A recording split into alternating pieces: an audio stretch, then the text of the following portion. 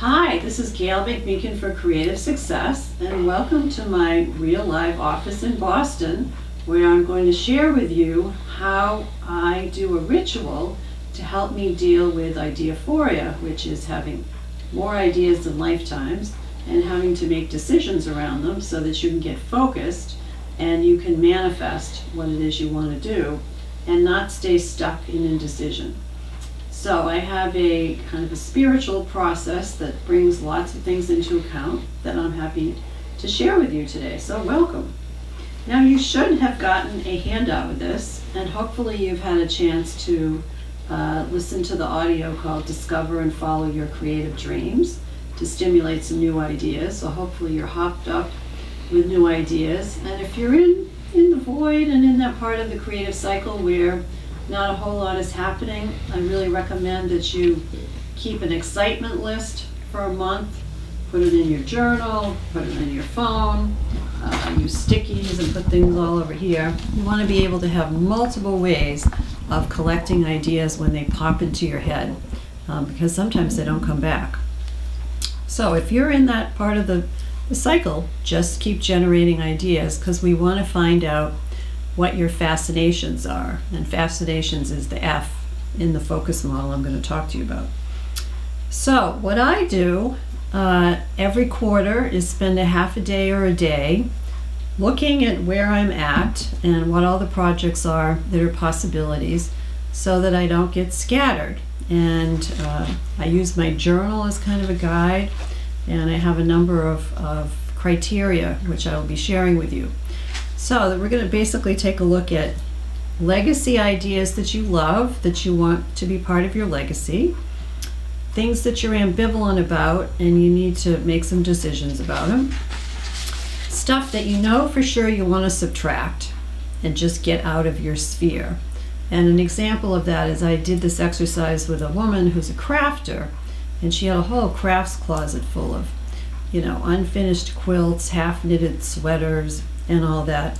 And every time she went into her craft closet, she felt like a failure, when the reality was she's actually moved on and she's doing decoupage. So she's really done with that. So we donated things, got rid of them, and now she goes into her closet and she feels great because she's got her decoupage materials there.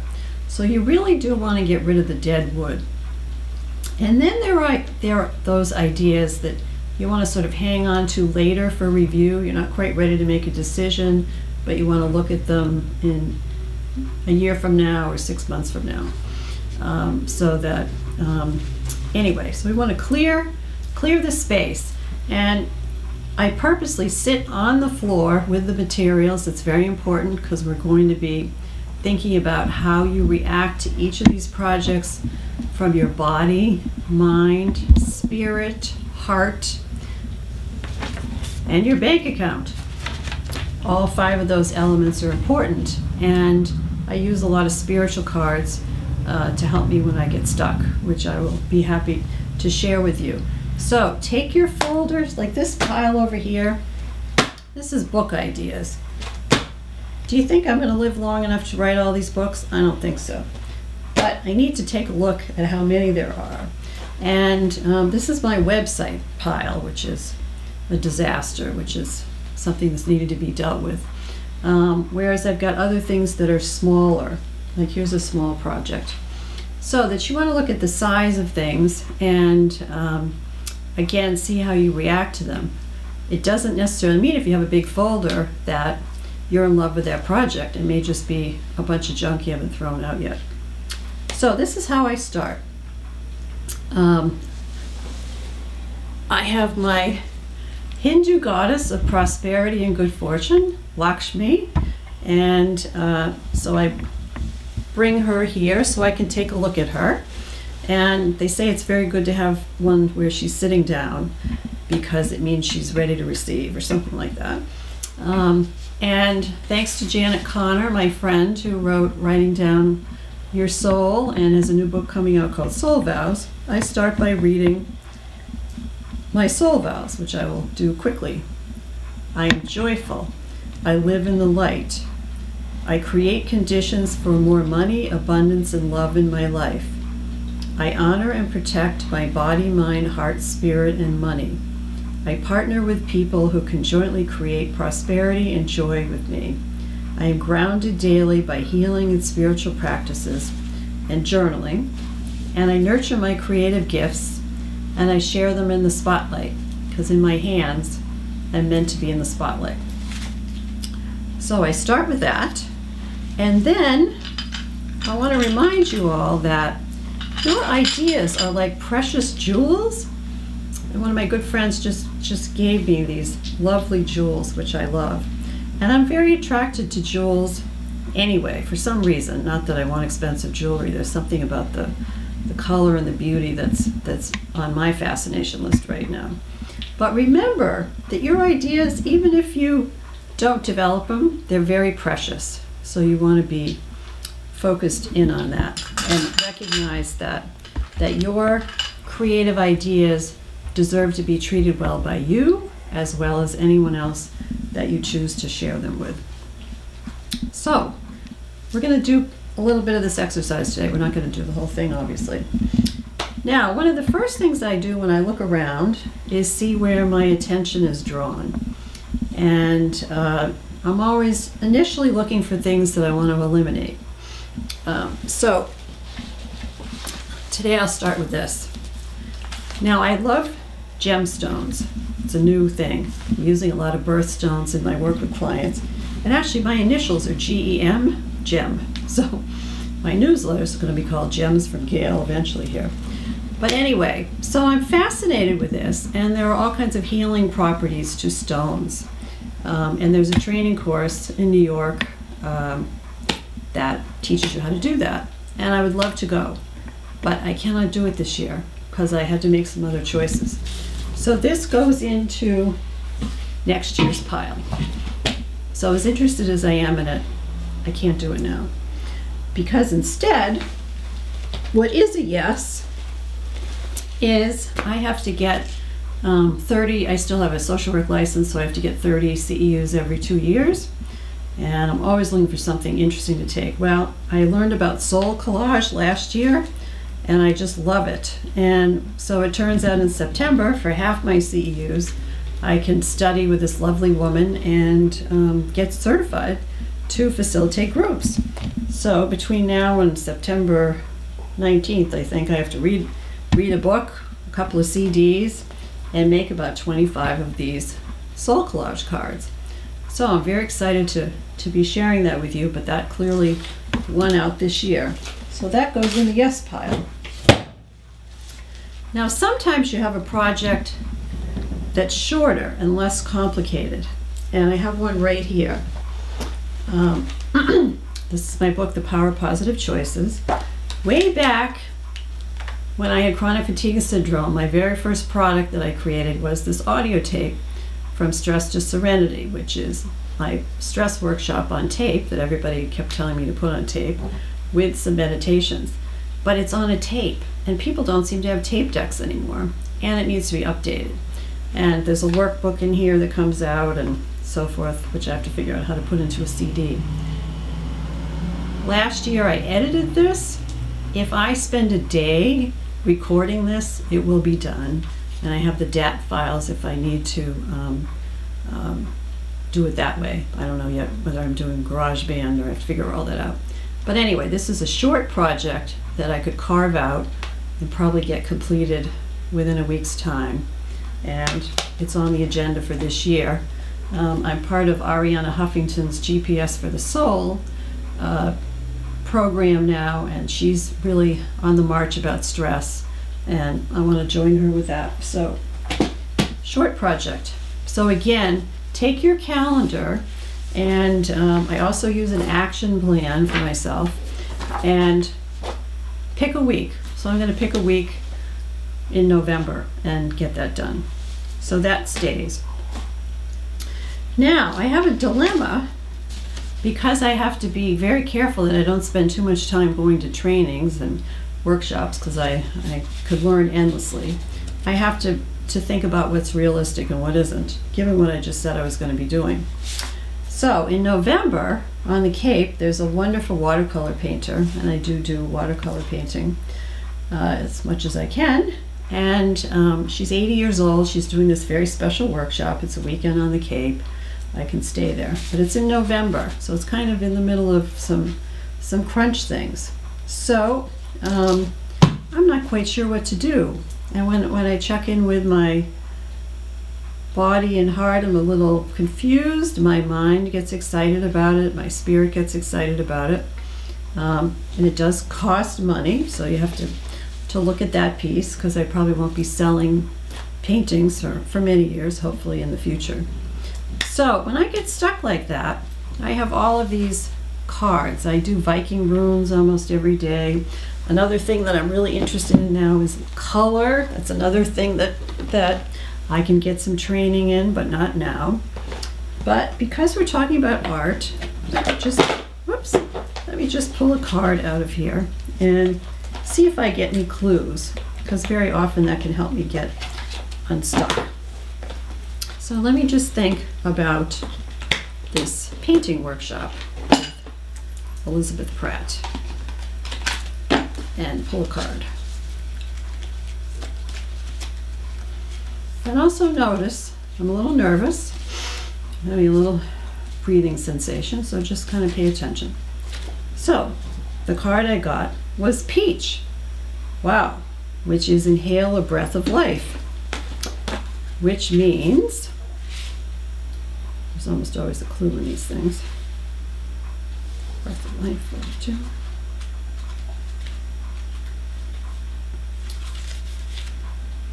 Peach releases stress and tension from your body, softening all hardness and dissolving any density, especially in the lungs and the chest.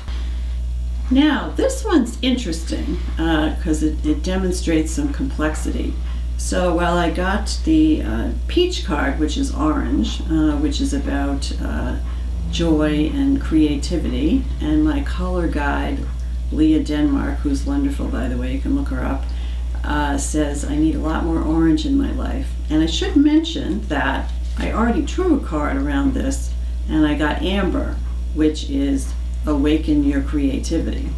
So clearly the cards are giving me the go sign, but I need to pay attention to this tightness in my chest, because that's why I do the whole body, mind, spirit, heart, and money piece. And I'm in touch with the fact that my astrologist told me that to be very careful not to overbook November and December, because there could be some potential family health issues, and my folks are 91 and 92.